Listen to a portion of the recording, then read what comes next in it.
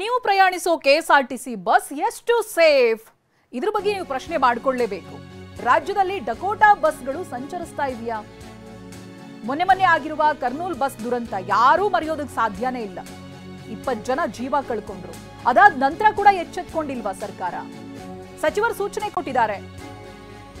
ಆ ನಂತರನೂ ಮೈ ಮರೆತಿದೆಯಾ ಇಲಾಖೆ? KSRTC bus steering ತುಂಡಾಗಿ ವಿದ್ಯುತ್ ಕಂಬಕ್ಕೆ ಡಿಕ್ಕಿ ಹೊಡೆದಿದೆ. ಸ್ಟೇರಿಂಗ್ ಕಟ್ಟಾಗಿ ಉತ್ತರ ಕನ್ನಡದ ಮುಂಡಗೋಡು ತಾಲೂಕಿನ ಮಳಗಿ ಬಳಿ ನಡೆದಿರುವಂತಹ ಘಟನೆ ಇದು. ಪ್ರಯಾಣಿಕರಿಗೆ ಸಣ್ಣ ಪುಟ್ಟ ಗಾಯ ಆಗಿದೆ. ಅವರನ್ನ ಸ್ಥಳೀಯ ಆಸ್ಪತ್ರೆಗೆ ಸೇರಿಸಿ ಚಿಕಿತ್ಸೆ ಕೊಡಿಸಲಾಗ್ತಾ ಇದೆ. 60ಕ್ಕೂ ಹೆಚ್ಚು ಪ್ರಯಾಣಿಕರು ಪ್ರಾಣಾಪಾಯದಿಂದ ಪಾರಾಗಿದ್ದಾರೆ. ಶಿರಸಿಯಿಂದ ಹುಬ್ಬಳ್ಳಿಗೆ ತೆರಳುತ್ತಾ ಇದ್ದಂತ ಕೆಎಸ್ಆರ್ಟಿಸಿ ಬಸ್ ಇದು. ಮುಂಡಗೋಡು ಪೊಲೀಸ್ ಠಾಣಾ ವ್ಯಾಪ್ತಿಯಲ್ಲಿ ನಡೆದಿರುವಂತಹ ಪ್ರಕರಣ. ನೀವು ಪಲ್ಟಿ ಹೊಡೆದಿರುವಂತಹ ಬಸ್ ಅನ್ನ ಗಮನಿಸ್ತಾ ಇದ್ದೀರಿ. ಇದು ಸ್ಟೇರಿಂಗ್ ಕಟ್ಟಾಗಿ ಆಗಿರೋ ದುರಂತ. ಎಷ್ಟು ಸೇಫ್ ಅಂತ ಅನ್ಕೊಳ್ಳಿ. 60 ಜನ ಪ್ರಯಾಣ ಮಾಡ್ತಿದ್ರು.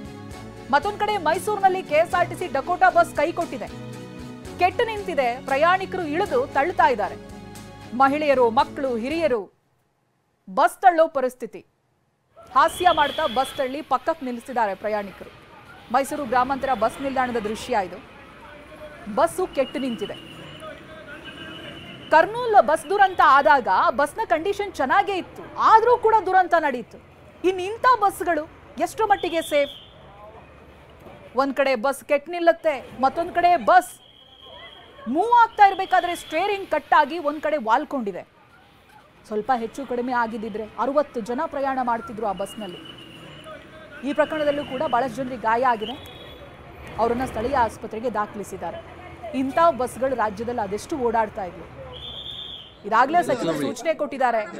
ಈ ಸ್ಫೋಟಿಸುವಂತ ವಸ್ತುಗಳಿದ್ರೆ ಆ ಬಸ್ನಲ್ಲಿ ಹಾಕೊಂಡು ಹೋಗಬೇಡಿ ಅಂತ.